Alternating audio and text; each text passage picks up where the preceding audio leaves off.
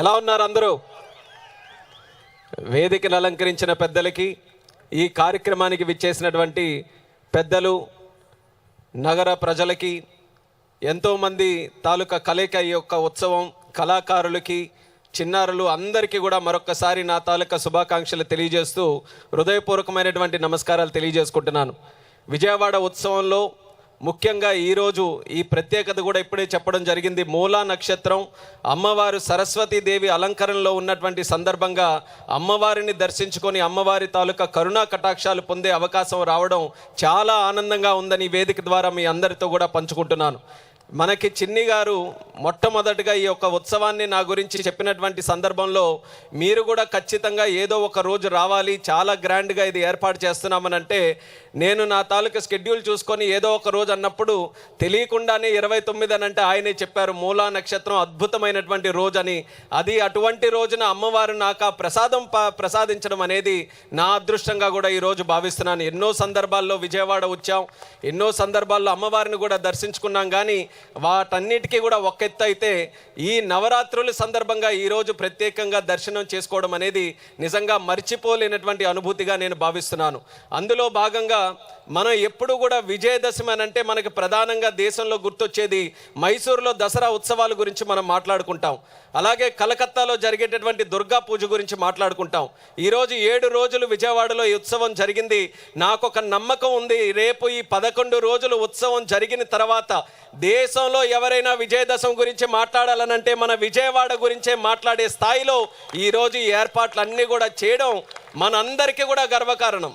నేను ఈరోజు ఉత్తరాంధ్ర ప్రాంతం నుంచి శ్రీకాకుళంకి ప్రాతినిధ్యం వహిస్తున్నటువంటి పార్లమెంటు సభ్యుడిని.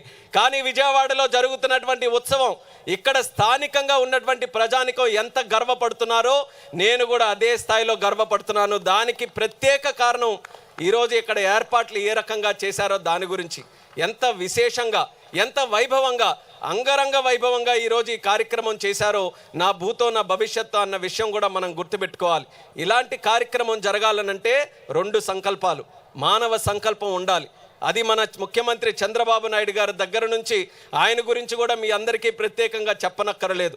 ఒక విషయం కానీ, ఒక విజన్ కానీ, ఒక కార్యక్రమం కానీ పట్టుకున్నారనంటే అది 100% సక్సెస్ఫుల్గా ఎలా చేయాలన్నది ఒక సర్జరీ చేసే డాక్టర్ ఎంత శ్రద్ధ వహించి చేస్తారో అదే రకంగా కార్యక్రమాలు కూడా సూపర్ హిట్ చేయడానికి ఆలోచనలు, గైడెన్స్ ఇస్తున్నటువంటి మన ముఖ్యమంత్రి చంద్రబాబు నాయుడు గారు, అలాగే యువ నాయకుడు నారా లోకేష్ అన్న గారు, దానితో పాటు ఈరోజు టీం మెంబర్స్ అందరినీ కూడా చూస్తున్నాం.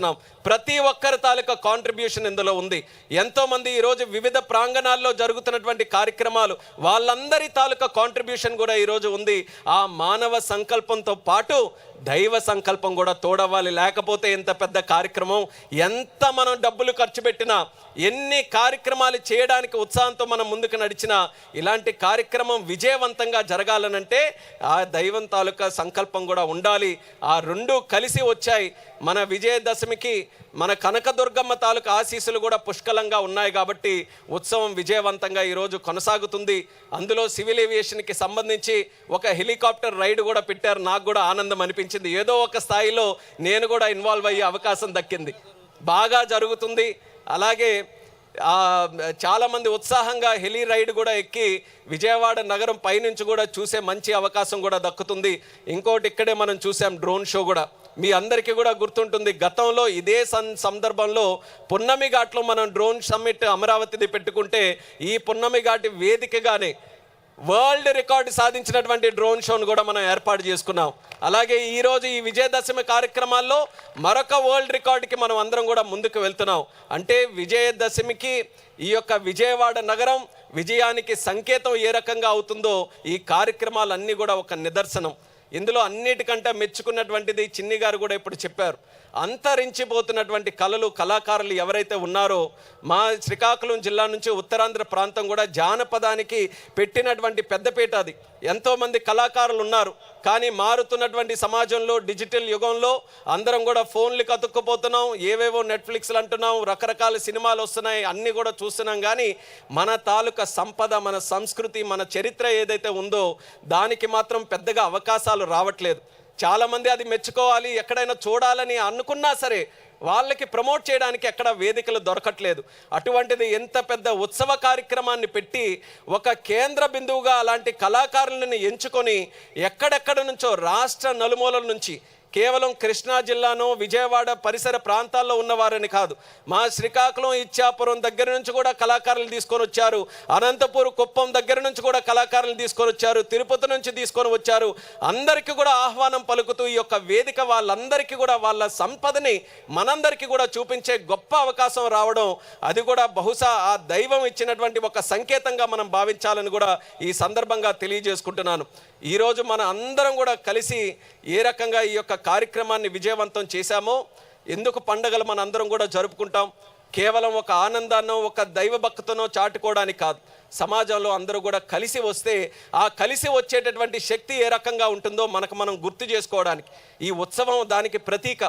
మనం రేపు భవిష్యత్తులో ఆంధ్రప్రదేశ్ రాష్ట్రం, తెలుగు జాతి, మన అమరావతి నగరం, మన కృష్ణా జిల్లా, మన విజయవాడ నగరం, ఇవన్నీ కూడా మనం డెవలప్ చేసుకోవాలనంటే కేవలం చంద్రబాబు నాయుడు గారు ఒక్కరే 24 గంటలు విజన్తో పనిచేస్తే జరిగే విషయాలు కాదు.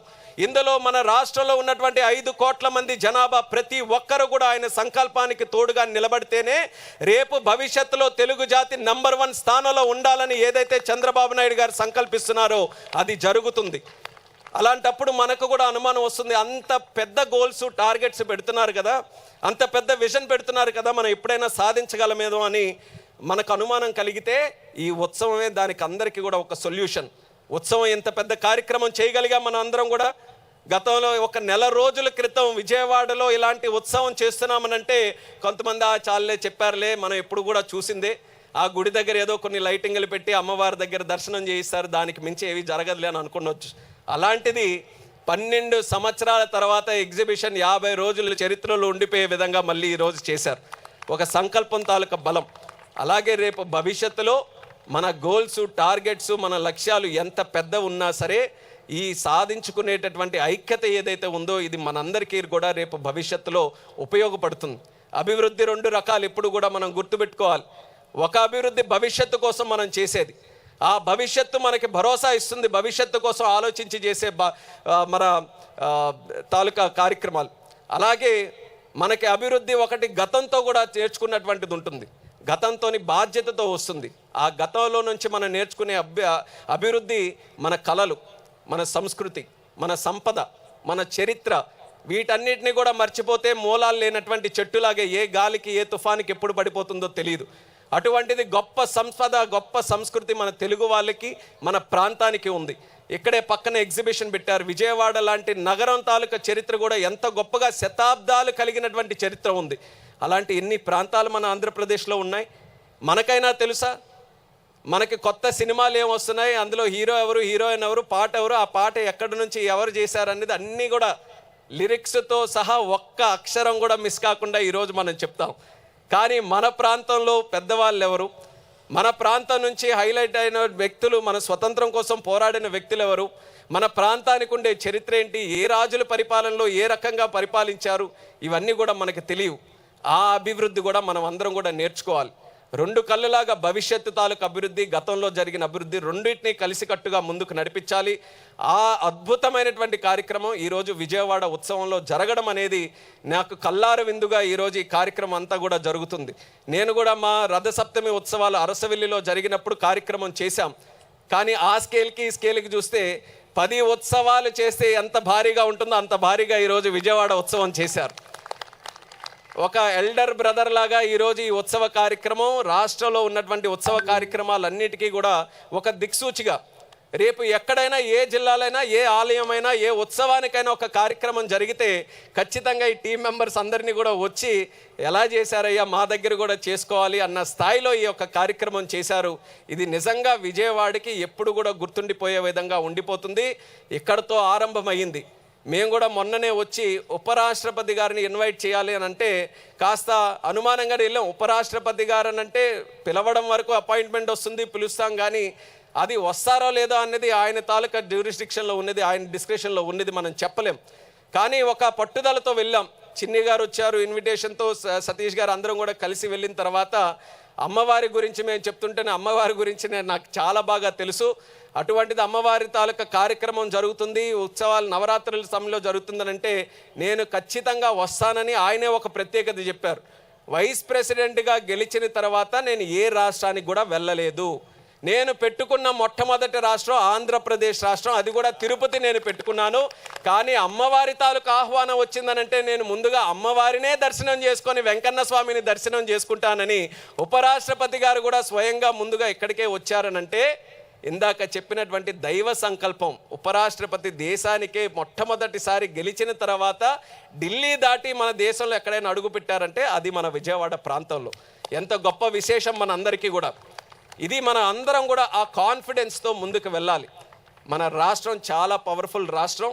కొంతమంది దీన్ని కిందకి దించాలని, లేకపోతే మనలోనే మనం అనుమానాలు క్రియేట్ చేయాలని, మనం ఏమీ సాధించలేమని 10 మంది 10 రకాలుగా చెప్పొచ్చు. కానీ ఆ కోటలని, ఆ ద్వారాలని తెంచుకుంటూ ముందుకు దాటాల్సినటువంటి బాధ్యత ప్రతి ఒక్క తెలుగువాడిలో ఉంది. అందుకనే ప్రత్యేకంగా మరొకసారి మీ అందరికీ కూడా ఈ ఉత్సవం ద్వారా ఈ ఉత్సాహం ఏదైతే కనబడుతుందో మరొకసారి మీ అందరికీ కూడా శుభాకాంక్షలు తెలియజేసుకుంటున్నాను. ఈరోజు కనకదుర్గమ్మ అమ్మవారు బంగారంలాగా ఎలిగా మెరిసిపోతుంటారో విజయవాడ నగరం కూడా అలా మెరిసిపోతుంది. ఏ కార్నర్కి వెళ్ళినా సరే ఉత్సవం తాలూకా ఉత్సాహం ప్రతి దగ్గర కూడా కనిపిస్తుంది. అంత చక్కగా ఏర్పాటు చేసినటువంటి టీం మెంబర్స్ అందరికీ కూడా నేను జస్ట్ చిన్ని గారి పేరు తీసుకుంటాను, కానీ ఆయనతో పాటు అందరూ టీం మెంబర్స్ కూడా ప్రతి ఒక్కరికి నా తాలూకా అభినందనలు తెలియజేసుకుంటున్నాను. నవరాత్రులు అలాగే ముందుగానే దసరా శుభాకాంక్షలు, దీపావళి శుభాకాంక్షలు కూడా ప్రతి ఒక్కరికి సందర్భంగా తెలియజేసుకుంటూ నన్ను ప్రత్యేకంగా ఆహ్వానించి ఈరోజు చీఫ్ గెస్ట్గా పెట్టినందుకు కూడా ఉత్సవ కమిటీ మెంబర్స్ అందరికీ నా ధన్యవాదాలు తెలియజేస్తూ సెలవు తీసుకుంటున్నాను.